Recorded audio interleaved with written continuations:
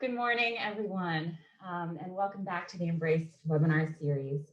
This is Embrace webinar number 19, if you can believe it. And today we're having a conversation with Rich Villodas. He is the author of the recently released book, The Deeply Formed Life. Embrace is a suite of human sexuality discipleship resources and experiences, which are curated and created by the Make and Deepen Disciples team of the Evangelical Covenant Church. And you can find out more about Embrace at covchurch.org/embrace. Embrace resources are in harmony with the adopted position of the Evangelical Covenant Church, the center of which is that the Christian standard is faithfulness in heterosexual marriage and celibacy in singleness. A special emphasis of Embrace has been to equip our churches to flourish in love for LGBTQ individuals and communities. Again, my name is Michelle Sanchez, and I serve as Executive Minister of Make and Deepen Disciples for the Evangelical Covenant Church. Now, for Embrace, we engage with a wide variety of authors and leaders, and today I am truly delighted to have a conversation with Rich Villodas. Rich is the Brooklyn-born lead pastor of New Life Fellowship, which is a large multiracial church with more than 75 countries represented. It's located in Elmhurst, Queens, New York. He's also a key speaker and leader for the emotionally healthy discipleship movement, which has touched hundreds of thousands of lives. He enjoys reading widely and preaching and writing on contemplative spirituality, justice-related issues, and the art of preaching. One of the things that I really enjoy about Rich's new work is that he has been thinking quite extensively about the intersection of various Christian discipleship values, which are of vital importance today. Among them, racial discipleship, as well as sexual discipleship. And so we'll be talking with him particularly about both of those. Just a couple of housekeeping items. As usual, we're going to begin with our interview. And then our goal is to leave a good amount of time at the end for any questions you might have. So please feel free to submit questions at any time during the webinar, but our goal will be to get to those toward the end. So once again, welcome to everyone and welcome to you, Rich. Okay, well, Rich, I'm so excited about your new book, which just came out this year, and so very excited to talk to you. In a lot of ways, I feel like the values that you hold are very similar to the values of the Evangelical Covenant Church. I'd love to steal you or somehow adopt you, but we'll do the conversation today. But yeah, so please give us a little bit of an introduction to your book, particularly those who may not have read it. Can you give us a brief summary? Yeah, The Deeply Formed Life is a book that really came out of my work as a pastor and as a follower of Jesus. I've been a follower of Christ for now 21 years, and I became a Christian in a Latino Pentecostal church in Brooklyn. But soon after that experience, I was introduced to a wide assortment of Christian traditions and streams. And so over the past 20 years, by God's grace, I've been immersed in many different contexts. And so this book flows out of that multifaceted, multi-layered approach to Christian formation and discipleship. But when I wrote the book, I write about 5 values, contemplative rhythms, racial justice, interior examination, sexual wholeness, and missional presence. Those 5 values come out of our congregation, as those are the 5 values for our church, although we have different names for it, where we call it monastic, multiracial, emotional health, marriage to Christ, and missional. And so it flows out of the congregation. But I wrote it because in the same way that Eugene Peterson wrote the Message translation, where he wanted his congregation to grasp the book of Galatians and other books that he was going through in ways that were accessible. I wrote this book because these are our values, and I realized that our congregation just needed another resource to help anchor us deeper into these values. So That's essentially why I wrote the book. And you have said that the values that are highlighted in the book are also the values of your church. They're worded differently, but you've been living according to these values at New Life for years. Yeah. New Life is 33 years old, planted by Pete Scazzaro, who is, in 1987 started New Life Fellowship. I've been here for 12 years and the lead pastor for the past 7 years. But these values have been deeply forming New Life for 3 decades.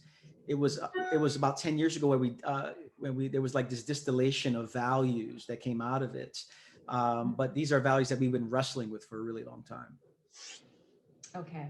Well, go a little bit more into your story for us, your personal story, if you would. Yeah. Who you are and what prompted you to write this book this season of your life and ministry. Yeah, in terms of my own journey, I did not grow up in a Christian home. I grew up in a home that was quite indifferent towards things pertaining to faith. My parents would send me to church on a regular basis with my grandparents and my aunts who lived down the block. We had probably 15 to 18 family members within a block of each other in Brooklyn. Very tight knit family, and so my parents were always dropping me off to grandma's house, and then they would take me to church. It is there where I believe that Christ was Puerto Rican from the very inception of my 5 or 6 years old. Great. They're speaking Spanish, everybody's Puerto Rican. I'm thinking, gee, Jesus, he must be Puerto Rican as well. And so my earliest conceptions of God was unpredictable, especially in a Pentecostal context. God was holy, sacred, to be feared. And then around 12 years old, I decided I don't want to go back to church. My parents gave me permission not to go back to church, but found myself back in church about 5 years later at an Assemblies of God congregation because I started dating a pastor's daughter, and that got me back in the church very quickly. And after that relationship ended about 2 years later, I found myself back at the Pentecostal church of my childhood that my grandparents used to take me to. And it was on one night that me and 15 family members became followers of Christ. My parents, my brother, my 3 sisters, uncles, aunts. A remarkable revival took place. And it was out of that place that my hunger for Christ, my hunger for scripture, my hunger for spiritual growth really grabbed me. And soon after went to Nyack College, where I started studying so many different things about theology, got introduced to the contemplative tradition, and while holding on to a Pentecostal charismatic tradition as well. And so little by little, I started getting introduced to another world of whether it was a focus on justice, a focus on a global theology. And so these things have been forming me for a couple of decades. But the past 10 years, I've been really focusing on these 5 areas because of New Life, and thought, I think this is the right time for a book. And I think I wasn't expecting, I think perennial issues like racial injustice and sexual wholeness and such like that, those are things that come up on a regular basis. But 2020 it seemed to be somewhat sovereign, serendipitous, if you will, that some of these issues that I'm addressing are really hot button issues in 2020. Not that it hasn't been hot button issues before, but there is a level of intensity, I think, this year that we're experiencing. So, but I wrote it really. It goes without saying. I thought, oh man, he must have wrote this a couple months ago or something, because it's so relevant. Yeah, it was 3 years in the making. So I started writing it in 2017, and and got released this year. Awesome. All right. So you have also been at New Life very involved with emotionally healthy spirituality, the whole emotionally healthy movement, which there are many churches within our movement that have also been deeply impacted by it. I love Emotional Healthy Church. So how does this book relate to it? Or, in what way is this an outgrowth or building upon emotional health? Yeah, Pete, who I succeeded him 7 years ago. He's written these extraordinary books that have impacted me tremendously. And so in one way, there are points of continuity. I wouldn't say points of discontinuity. I just say they're points of extension. So where you're going to find continuity in is within the contemplative and the interiority or emotional health chapters, where, emotionally healthy spirituality is about, this premise that it's impossible to be spiritually mature while remaining emotionally immature. And it's the convergence of contemplative spirituality and emotional health to create a paradigm of formation of areas that are often overlooked within Christian tradition, particularly in the evangelical Pentecostal charismatic traditions. And so what you're going to find is similarities along those lines, and the extension of it as it pertains to how is the contemplative as well as a life of interiority extended to matters of race, to sexuality, to matters of justice and mission. So those are the places where Pete doesn't necessarily address, but I'm trying to extend. And it's also different in that I'm a Puerto Rican New Yorker from Brooklyn. My predecessor, Pete, he's not. And so the ways that we talk about it, the ways that we've been formed individually, it's just going to come across a bit different, although there's plenty places of overlap. I think the stories and the ways that I teach and write are a bit different. I want to make sure I got the question right. Did you just say one of the things we're looking at is how contemplative practice relates to these values? Yeah. So, how do we think about matters of race from a contemplative perspective? How do we think about our interior lives? How do we think about sexuality? How do we think about justice and mission in the world? And it's often the case that the contemplative elements of faith, as well as interiority, and they're really closely connected, are not always factored in when talking about some of these matters. Wow. Okay. I'm going to ask you more about that. Yeah. But first, let's just talk about the big picture again. Make sure everybody's got it. So tell us a little bit more about your title. How you settled on the title, The Deeply Formed Life, and then give us kind of a brief description of the values. Yeah, the deeply formed life, it's really about depth and breadth. So a couple of the images that come to mind that I use in the book is, our logo for the church is the iceberg, and we want to see deep transformation take place within the lives of people within our church and outside of our congregation. So that's one element of the deeply formed life. But there's another controlling metaphor that I go to, and it's found in the redwood trees.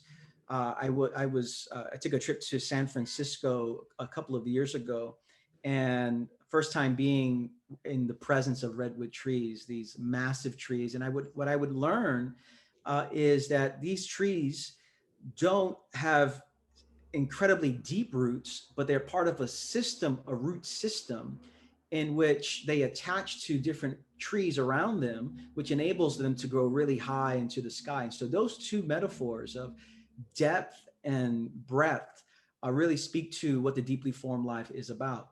In short, the deeply formed life is a life that's formed by Christ and for Christ and for the world, but in a way that's robustly integrative. And so using that as kind of like the foundation of it, the 5 values are contemplative rhythms, which is really about slowing down our lives to be with God. The racial justice, racial reconciliation value of, bridging racial, cultural, economic, gender barriers. And for New Life, we kind of use all of those, the manifestation of that in terms of culture, in terms of economics, in terms of gender. We kind of subsume it under that there. But but for our purposes here, talking about race. The interior examination is really about a life that goes beneath the surface in a world that's marked by superficiality. The sexual wholeness is about connecting our spirituality and our sexuality together, not compartmentalizing them. And the missional presence piece is about offering ourselves to the world in a world that's increasingly disengaged and consumeristic. And so, when I think about formation, I think about, at least in the ways that I've been formed within the evangelical Pentecostal progressive traditions, every tradition has something that they emphasize, but in that emphasis, there's often things that go missing. And so in the evangelical tradition, it's often about right thinking, right belief. in the Pentecostal tradition is often about right experiences. And in the progressive tradition it's often about right action. And so right thinking, right experiences, right action. The challenge, however, is, and I'm painting with a broad brush here, it's often the case that the focus starts and ends with right thinking, or starts and ends with right experiences, or starts and ends with right action. And what I want to do is hold those together from a place of depth while embracing the breadth of Christian formation, Christian history, and life in Christ. Oh man, sign me up. That sounds great. Um, all right, so for time's sake, we are really gonna hone in on two of your values, sexual wholeness and racial reconciliation. Yeah. Okay, so obviously those are two very hot topics today, as you mentioned earlier. So, gosh, where do I want to begin? First of all, why do you think that these are hot topics today? As Yeah. I've thought about that question, I've thought two things, I guess, like a lack. There's been evangelicals, at least, haven't done as much in terms of a whole life approach to these things or to connect them to our discipleship. So it's kind of a lack of discipleship for sure. They also engage with identity, I think. Race and sexuality, people are, these days really equating those with identity. Yeah. So, what are your thoughts? Why are these hot topics? I think one, it's a hot topic, and the topic that the church often has difficulty with because, and I don't think this is being simplistic here, is there is a truncated view of the gospel. And so one's definition of the gospel will either move us to engaging some of these issues or move us away from it. And so, because the gospel tends to be so disembodied and so focused on atonement theory or post-mortem status, because those are the areas of emphasis, we don't always know what to do with this very physical world, which, and whether we're talking about our bodies in terms of sexuality or talking about our bodies as it pertains to matters of race, there's certainly so much overlap there. But I think much of the dissonance that is experienced within believers, leaders, and congregations is we have not taken seriously how the incarnation, the resurrection, the sacramental nature of faith, where God, where the Spirit of God meets us in the very physicality of the world, through bread, through wine, through water, through oil. And so I think the reason why we've had a hard time engaging some of these issues, you could argue, is it's profoundly theological in nature. And so, and certainly what exacerbates it in this culture is so much of it is tied to identity, and which is a massive conversation to have about racial identity and sexual identity and such. But I think at the core of the challenge here is we have not taken seriously the gospel. And so I think that's the challenge before us. Wow. I couldn't agree more. It's when you talk about the disembodiedness, it just really strikes me. And the reality that yes, these two areas, race and sexuality, have to do with our bodies. I mean, it's kind of an obvious statement. Yeah. But at the same time, we miss it. Yeah. So what do we do with embodiment? What do we do with incarnation? How, yes, anyway, I just think that it's the simplicity that you've stated that with, our gospel is truncated and it's disembodied. Yeah. And it has been for a long time. Mm-hmm. And so these are going to be the consequences of that. A lack of theological and social imagination to engage some of these very difficult matters. Okay. So at New Life, you are pastoring people from over 75 nations. So first of all, what is up with that? How is that possible? Well, part of it, I think, is our place. Part of it is our intentional. It's our theology.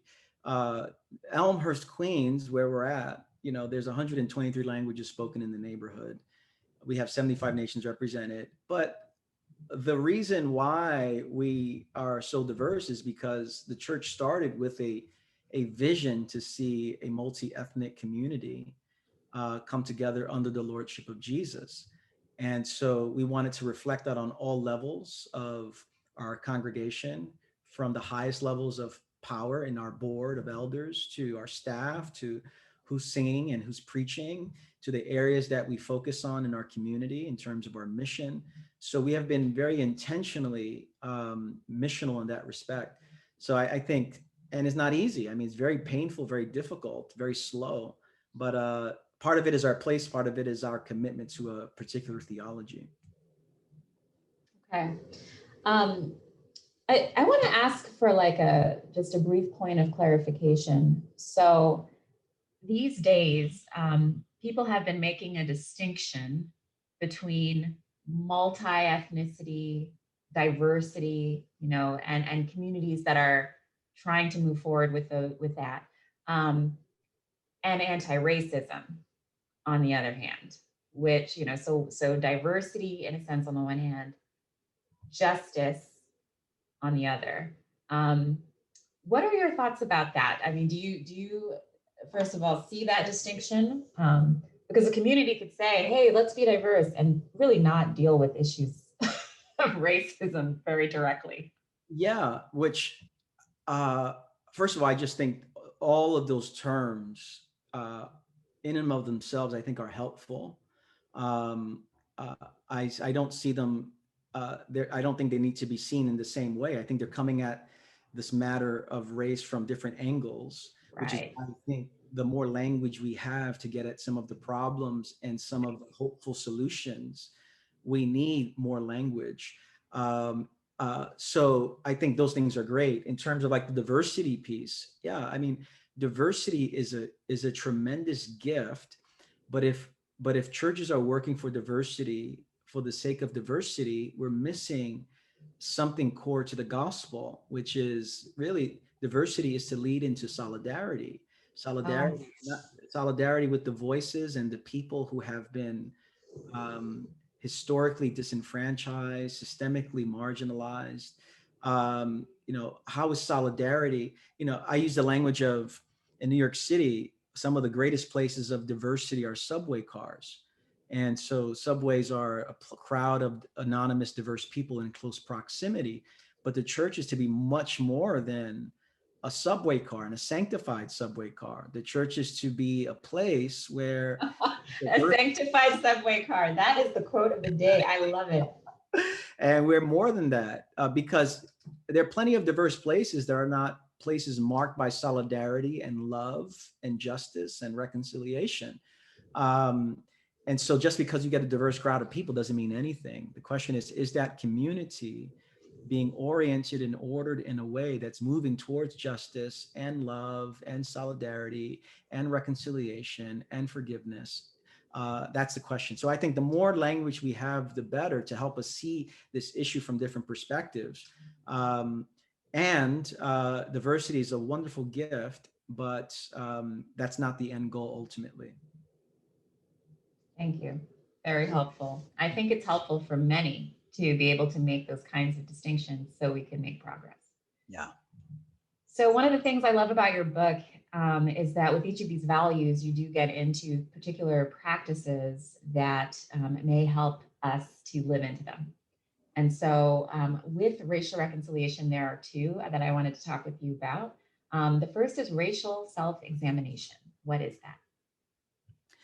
When I talk about racial self-examination, what I mean is every single one of us have been socialized in a particular way primarily by our families of origin, and the extended families that we are part of, from the particular neighborhoods and cultures and influencers and teachers and role models that we've had. So all of us have been socialized in a particular way to create hierarchies of value, hierarchies of beauty.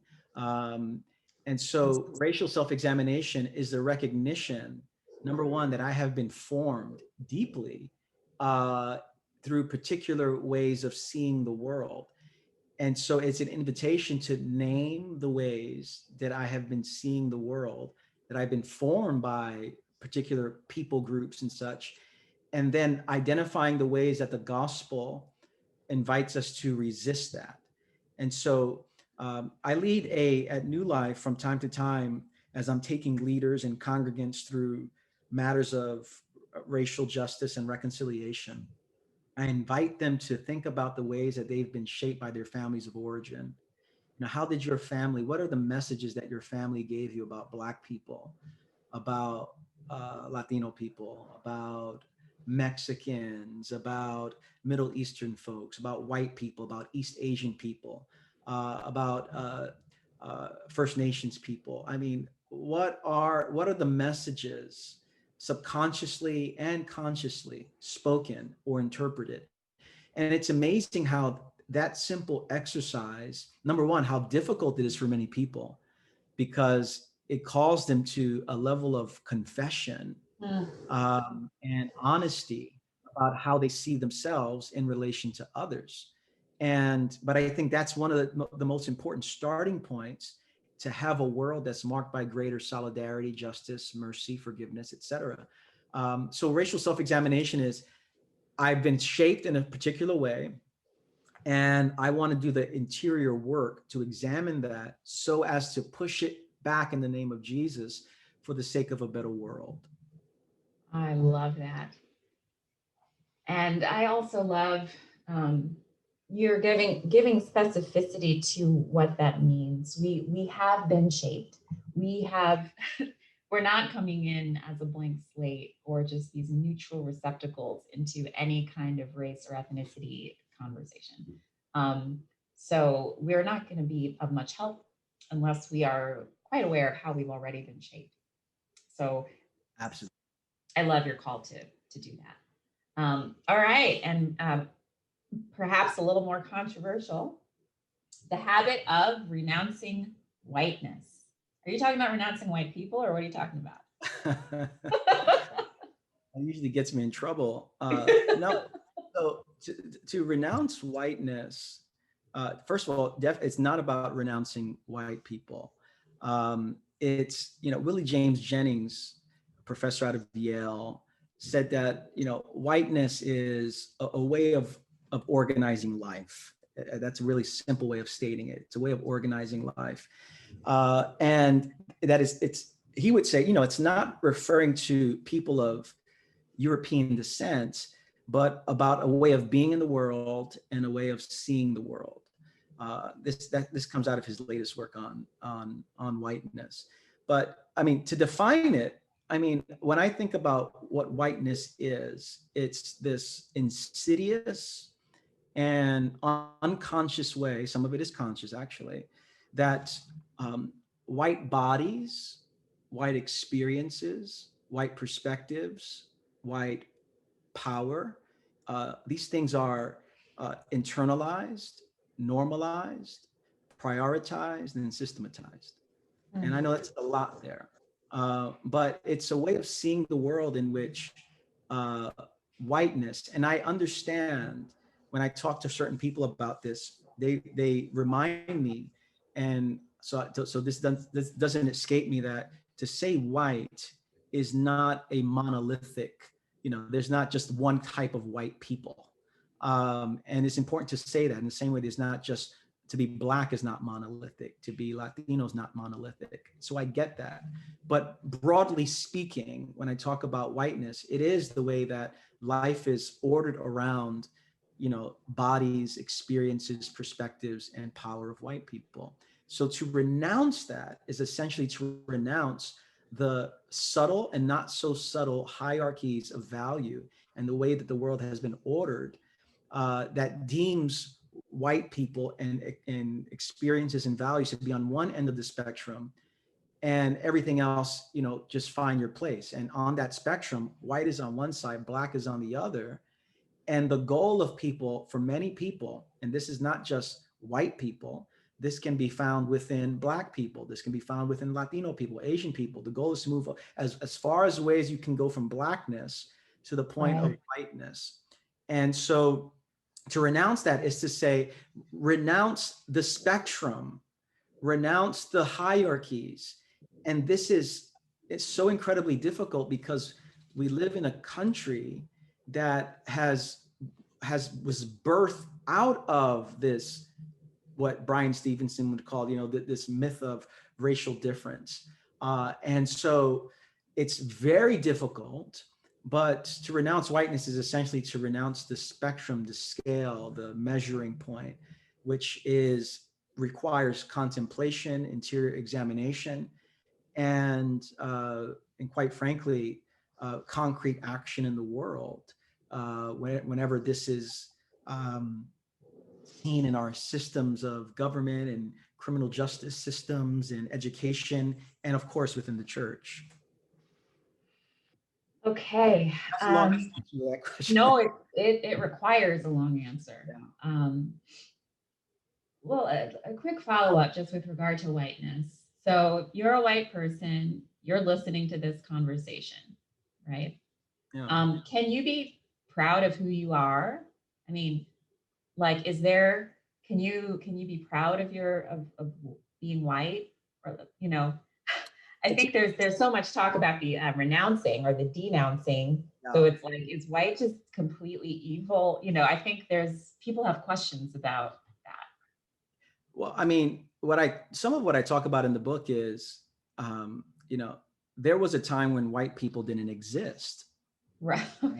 and because they were identified based on their national or ethnic kind of position in life. And so whether they are British or German or Italian, Irish, whatever it is, and even before that, whether they're Vikings and Scythians and all that, um, whiteness comes out of a social construct of trying to understand who could have power and who should not have power. So I think to say that I'm white and I'm proud is different than someone saying I'm black and I'm proud. And here's why. And I think this is what I'm wrestling with. To embrace blackness, for example, is an act of dignity, honor, and survival in a world that deems it as inferior. Whereas whiteness has been seen as superior from the very beginning of this country. So there's just a different way that we're coming at it. And to talk about Christianity, in Philippians 2 kind of a way of emptying and of letting go of power. So I'm wrestling with that. I don't know what the answer is of someone saying I'm white and I'm proud. I don't know. In light of the scale, you cannot do away with the scale and the spectrum that has been created for many centuries. So it's something that honestly I'm still wrestling with in terms of how to articulate that. It's really good. Okay. So obviously, since you have been working on racial reconciliation at New Life for many years, it must be like a mecca of progress. You must have gotten it all right there. I mean, it's one of the most difficult, to get a sense that when we talk about race or talk about politics in this country, there are 4 profiles of people in our church. And this is, again, gross generalization here, but I think I just need to make a point where at New Life, there's the conservative who has lots of difficulty finding anything wrong with this country. There's the progressive who finds it very difficult to find anything right with this country. Okay. There's the grateful immigrant who is just so happy to be in this country, as opposed to the country that they came from, which for them, and this is not, again, I'm painting with a broad brush here, for them is this country provides more opportunities. And then there's like the indifferent, can we just focus on the gospel Christian that comes to New Life? So those are the four people. And I imagine at all of our congregations, there is a spectrum and a level of intensity with those four profiles and maybe some more. So what I've discovered is to talk about race is very, very difficult. And especially when you talk about it on larger systemic institutional ways. So I think race needs to be talked about individually, interpersonally, and institutionally. People love to hear about the individual stuff because they're like, yeah, we're all messed up. But whenever you start talking about systems and structures and power, it gets at so much of the ways we've been shaped by American consciousness, about hard work and individualism and pulling myself up by my own bootstraps. And so much of the structural, institutional, and this is not just for white people. Michael Emerson talks in here's a wonderful article he wrote. Michael Emerson is a professor, sociologist out of Baylor, and he talks about the structuralist ways that Black, Indigenous, people of color tend to view matters of race, and the individualist ways that white people tend to view race. And the white person, for him, he says that racism is about the intentional, individual, overt acts of prejudice and discrimination. That's what racism is for white people, which is why when white people say, hey, I was not overtly racist or I wasn't intending to be offensive, that's how we define it. Whereas in the structuralist view, it's about how power is used to give advantages to some and disadvantages to others based on the color of your skin.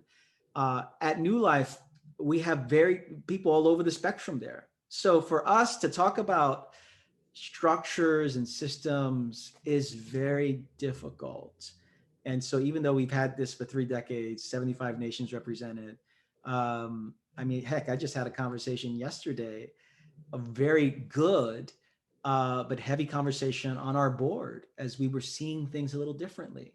And it's like we're in this on the highest levels of our church in terms of how decisions are made. So no, this is not a walk in the park. This is I'm walking out, I feel, among landmines most of the time. What would you say is one of the most common pushbacks that you receive when it comes to the race conversation at your church? One of the most common pushbacks, and then how you respond? One of the most common pushbacks is the structuralist approach to racism. And so there are folks who would say, again, the pushback I get about race is not just from white people at New Life. New Life has about 10% white people, so it's not like there's an overwhelming amount of people who are white at New Life. So it's 10, 12%. And so a lot of the pushback I get are from U.S. Latinos and from East Asian folks, and from time to time African Americans, Black folks so I get it, which is why when I read the news, I mean, if you're pastoring a multi-ethnic church like I am, you learn to disregard the distorted caricatures of people, because I see how people of all colors resist talking about matters of race and racism. So some of it is, I've never owned slaves. Why are you lumping me in? So it's an individualistic way of understanding sin. That's a big pushback. Notions of white privilege and white supremacy, those language for lots of people are trigger words. And then because so much of it is connected to politics and class, some of the resistances to be for justice means that you are a Democrat, which means you believe this and this and this and this and that.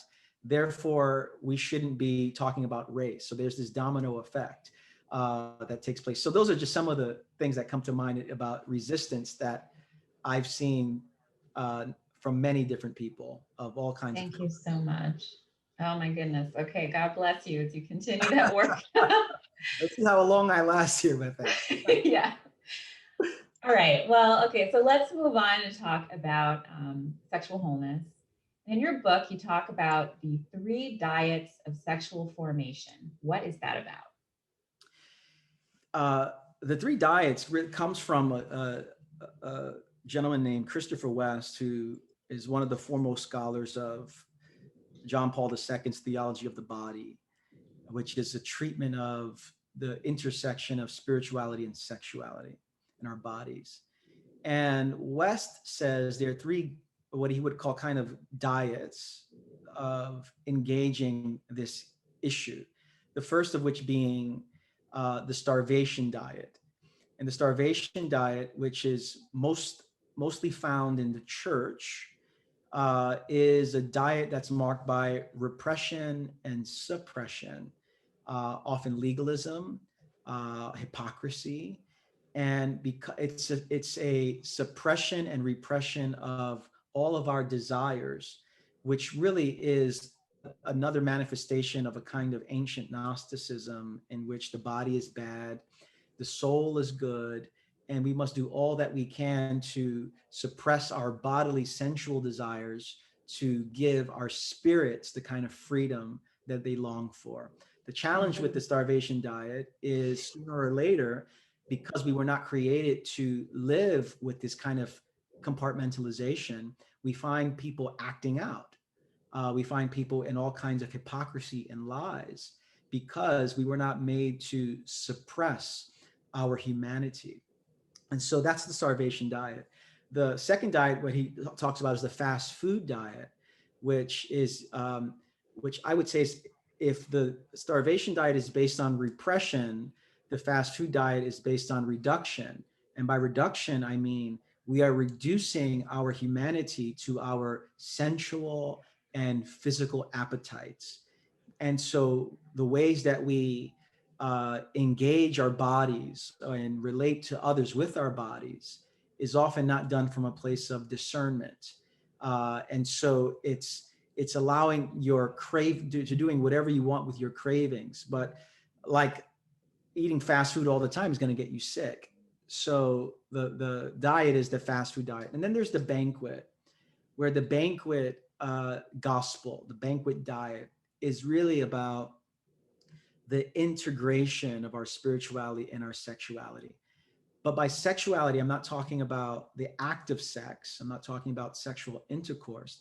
I'm talking about the ways that our lives are joined together. And so Marva Dawn, she wrote a book called Sexual Character, where she goes, and I believe the subtitle was From Techniques to Intimacy. And the emphasis was on her was there's two kinds of sexualities that we find in the gospel, and in the book of Genesis rather, a social sexuality and a genital sexuality. For the social sexuality, this is, it's the invitation to a life that's marked by intimacy, by vulnerability. Jesus did not have a genital sexuality, but he lived a fully human life. And so what Dawn says is some of the challenges with our world is we expect genital sexuality to do for us what social sexuality should be doing for us. And so we run too quickly to see sexuality as an act, as opposed to seeing the larger ways that we're constructed to connect with other people. And so the banquet is the integration between our sexuality and spirituality, but seeing that we were marked for this kind of intimacy, this kind of vulnerability. This is this, it's naked and unashamed. So those are essentially the three diets that I write about, that's borrowing from kind of West's categories. Love it. I love it. Okay. We have got a bunch of questions that have come in. So I want to move to those and make sure that we have enough time for them. So let's see here. Why do you think that there are so many white churches who have become fully inclusive of LGBT persons?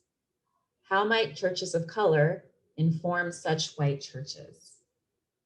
Why are white churches so inclusive? Yes. And then the latter question, how might churches of color inform such white churches? Inform, I mean, learn from them or inform? I'm reading you the question. I don't know. I don't know. Part of it is it's usually white progressive churches, because there's plenty to say white churches. Right. There's plenty of white churches that are not doing that. so Yes. so Yes. white, more progressive churches are doing that. It's a good question. I wish I had a good answer. I don't, unfortunately. Hmm. Well, I think that that's helpful to first of all make that distinction. But it's a white progressive kind of church. And I suppose, yeah, it is less common. It is less common to see churches that are predominantly churches of color that are also LGBT Right. affirming. Because That is true. historically, social, I mean, churches of color tend to be, uh, in terms of areas of sexuality in particular, tend to be more on the moderate conservative end. I mean, I think about the immigrants at New Life. I think about the churches that I've belonged to, the Latino Pentecostal churches, the Black churches I've been a part of, that have been theologically more conservative or moderate. So it's a good question. I can give it some more thought, though. Okay. Another one. How do you help a community understand the sacramental nature of our bodies and what we do with them? Yeah, that's a great question. I think at the core of a sacramental way of being in the world is a re-articulation of the story of Jesus. Oh, that's great.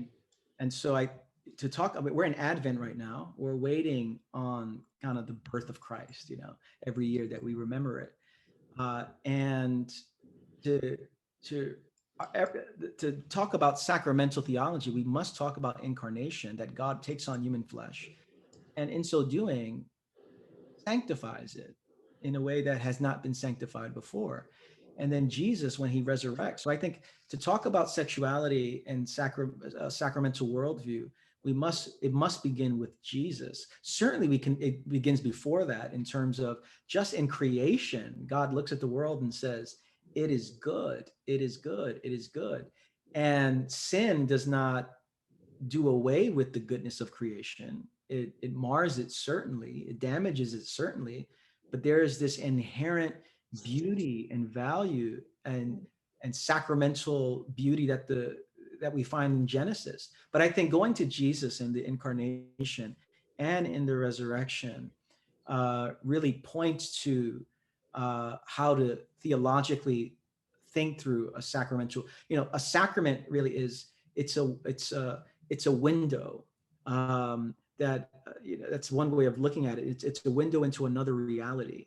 So our bodies are pointing to something else beyond ourselves, in the same way that when we take bread and we take the cup, or we take the waters of baptism, or oil to anoint people, these things are sacramental in that way, where it points us to it's a window into another world. So I think, but starting at Jesus, I think, is a great place to begin. I agree. All right, next question. When white people do not have a specific ethnic identity that they can recognize, how do you help them to renounce whiteness without feeling they have lost their complete identity and become less than all others? I think, again, whiteness is about this.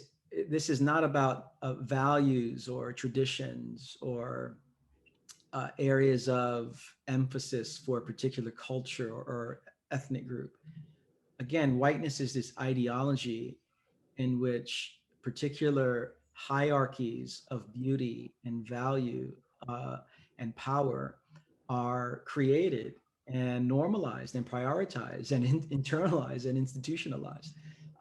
So I think we can hold on to the various traditions and values of our respective families and cultures, while doing the hard work of not uh, seeing it on a particular scale, of what's more important, and what's superior and what's inferior. You know what, Rich?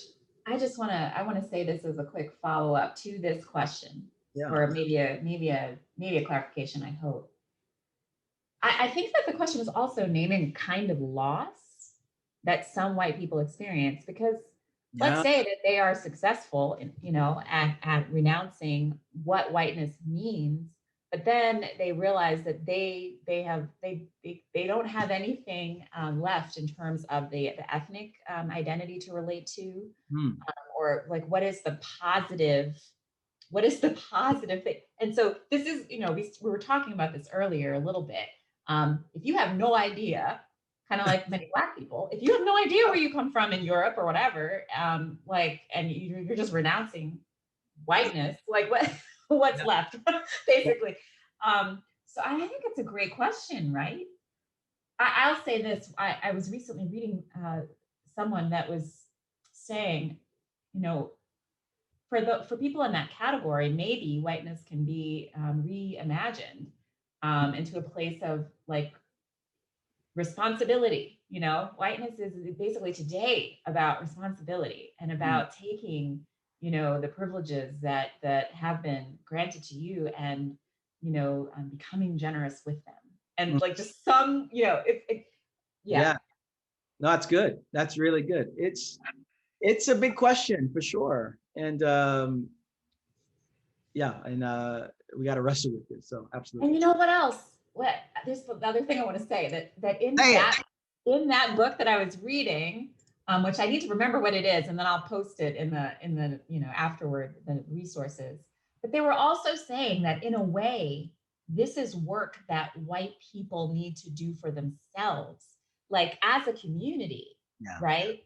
White people need to create like their positive identity, Right. Yeah. like I can't do it for them, you can't do it, it's also something you can't really do solo. Mhm. So it's an argument for white space, white spaces where people can figure out what is the positive identity, what is our positive identity, right? Absolutely. Absolutely. I thought that was great. Actually, now I remember the book that it's a book called My Grandmother's Hands. Mm. And the book, it's all about healing from racial trauma. And he makes the case, white people have also been traumatized. Right. They've also been traumatized by racism. And there's been a loss, right? There's been a loss of the eagerness to identify with whiteness. There's been a loss Absolutely. of other things.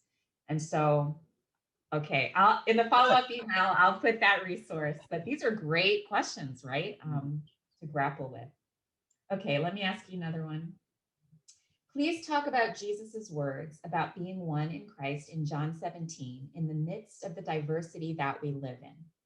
How do we honor all races and help them honor all races and help them embrace the oneness that is ours in Christ?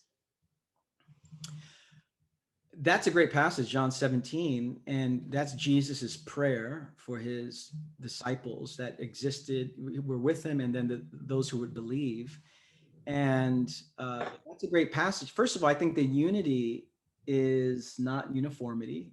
When Jesus talks about them being one, first of all, he says, may they be one as we are one. So there is this mystical union that Jesus is inviting the body of Christ into, that is more than just agreeing on particular things here or there. There is this mysticism, I think, in that, which for me speaks to the importance of the contemplative life, the importance of prayer, the importance of truly listening.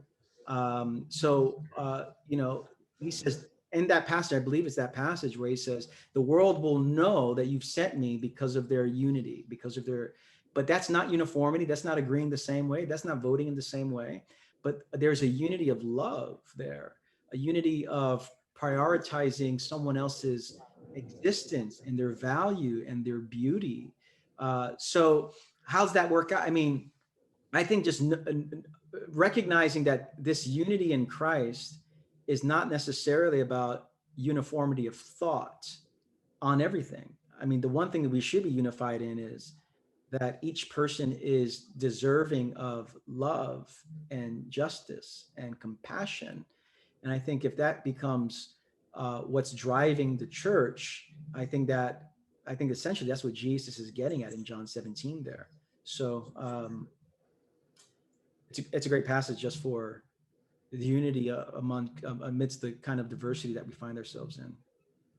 I agree. And, studies have been done which actually talk about when a community focuses almost exclusively on the diverse groups within the community, there is a kind of disintegration that happens Mm, in the community. And so it is very important that we continue the unity and diversity piece. Like a group disintegrates that doesn't have a common identity. In other words, that really doesn't have a common identity. But a group also is weakened when it doesn't benefit from the diversity of all its members. absolutely. So, right? Yeah, absolutely. Which is why even, I mean, and for me to say during the political season here, um, and I would say this, and a lot of people, a number of people did not want me to say this, but I said, no matter who you vote for, you are welcome at New Life Fellowship Church.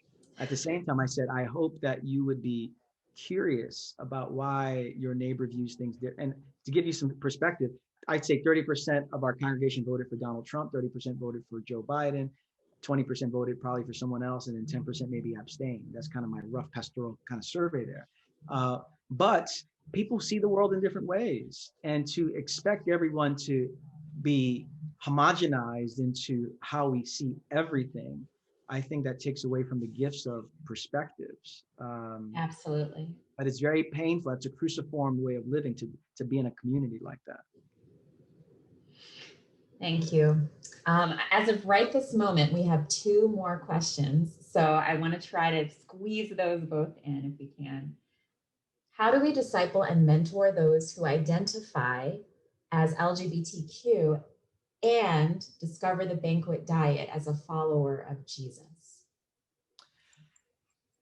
I remember something Robert Mulholland said of, he was a professor at Asbury, and I asked him a very similar question. Um, and I think part of the answer is for Christians, our fundamental identity is found in our belovedness. Mm, So in a world that talks a lot about identities, my core identity is not found in, it's found in my belovedness, that something has happened in Christ towards me.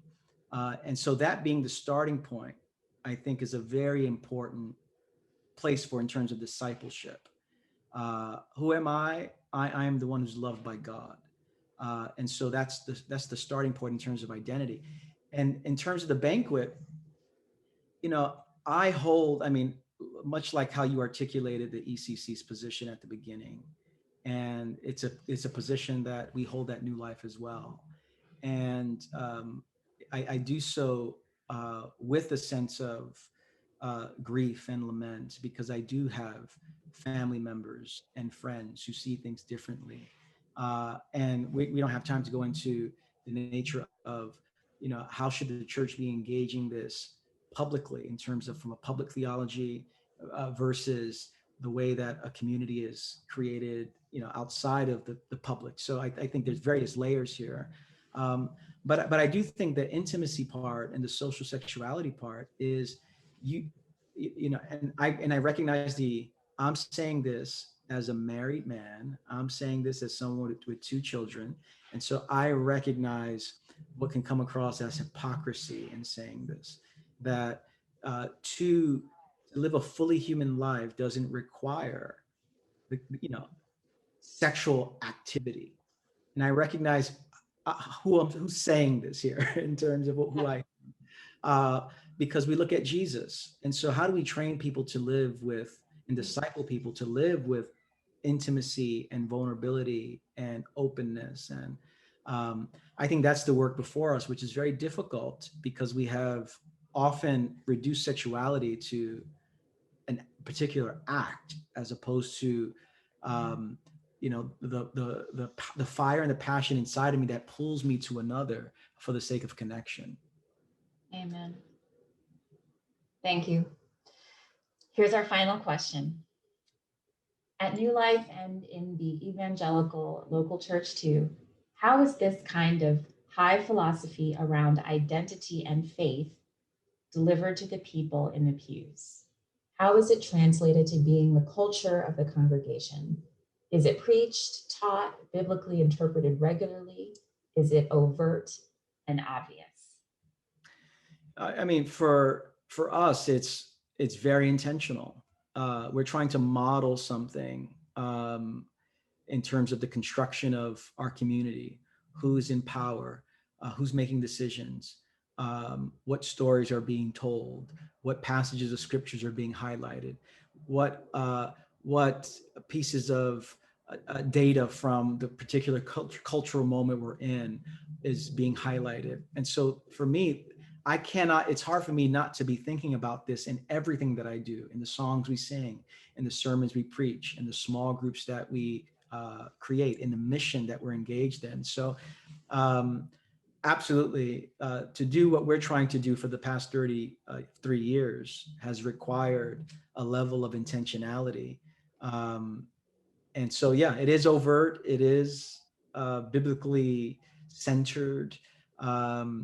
It is, I think that's the only way to get it to permeate the culture. So I think, And kind of, yeah, it kind of reminds me again of how you started with the deep and the wide, with the roots that go down deep, and they're also intertwined. So that these 5 values, which you've only really talked about 2 today, these 5 values are really intertwined into everything that you do. And yes, you need to constantly name it and be very intentional about it.